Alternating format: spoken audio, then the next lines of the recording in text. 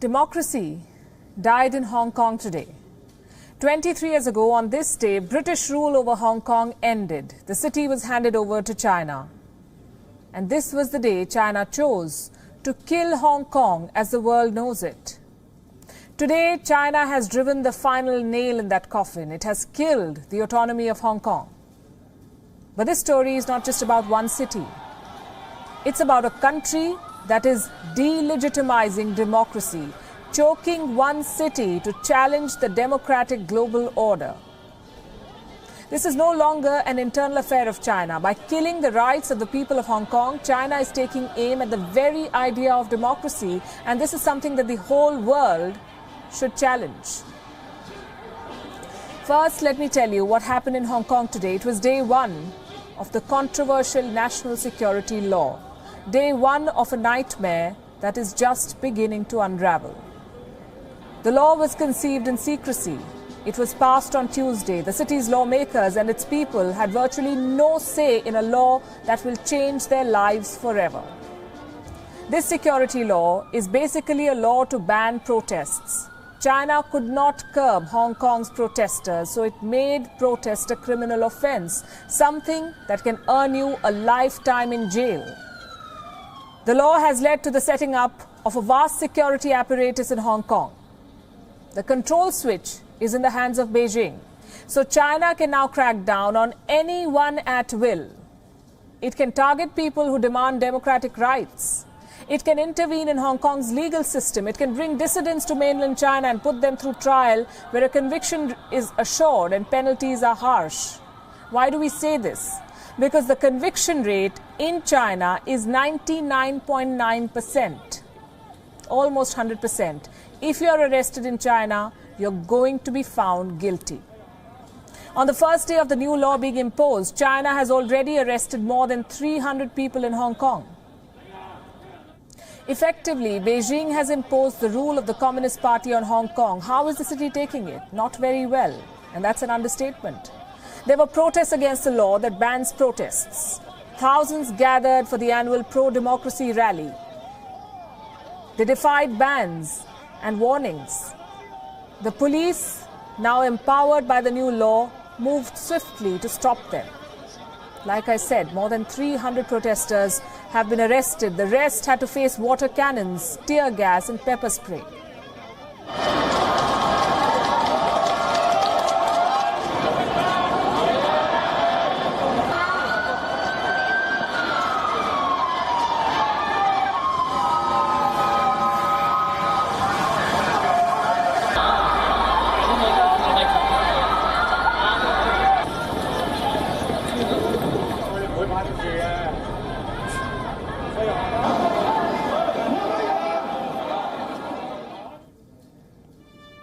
How is the world responding to China's choking of Hong Kong? 27 countries, 27, have spoken against China. 27 countries have told the United Nations that China must reconsider the Hong Kong law. They have released a joint statement. It was put before the United Nations Human Rights Council. As always, the United States remains China's harshest critic. Today, U.S. Secretary of State Mike Pompeo slammed the new law again, but America is backing up its words with action too. Visa restrictions are being imposed on those responsible for the crackdown in Hong Kong. Defense exports to the region are being curbed. Free Hong Kong was one of the world's most stable, prosperous, and dynamic cities. Now it will be just another communist-run city where its people will be subject to the party elite's whims. It's sad. What is China's response to all of this? I'm sure you can imagine. China is telling the world, this is none of your business. The world's biggest transgressor and violator of borders is accusing others of foreign interference. Hong Kong matters are China's internal affair. Foreign forces should not interfere. The legislation of the national security law belongs to our national jurisdiction. China's National People's Congress established and completed the system and mechanism based on regulations from China's constitution and the Hong Kong Basic Law, and is filed in the loopholes for Hong Kong's national security. This law is a necessary measure taken to effectively protect national sovereignty and also a fundamental solution to ensure the stability of the one country, two systems. China has filled loopholes in Hong Kong, he says. Another notable defender of the dragon is Carrie Lam, the chief executive of Hong Kong, China's chief player in Hong Kong, the leader who's been accused of killing her city. The pro-democracy protest had weakened her. The new law has strengthened her hand. She attended the anniversary celebrations of Hong Kong's return to China. She was seen raising a toast alongside other officials. Of course, this is a time for her to celebrate. The security law has made Carrie Lam politically relevant again. Needless to say, she has backed Beijing's stand and accused the critics of double standards. I would rather not to be able not to arrest or prosecute anybody if everybody abides by the law.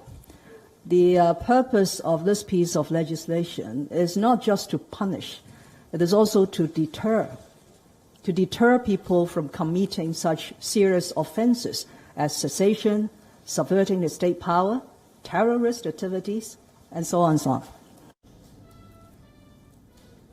This new law has been passed at record speed. China unveiled it just 40 days ago. Even before it came into effect, its impact began to show. Multiple political parties have been disbanded in Hong Kong, shops in the city removed, anti-China paraphernalia.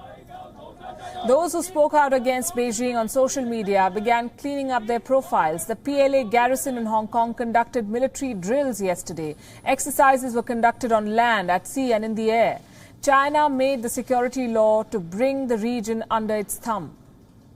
But the repercussions of this law will go way beyond China.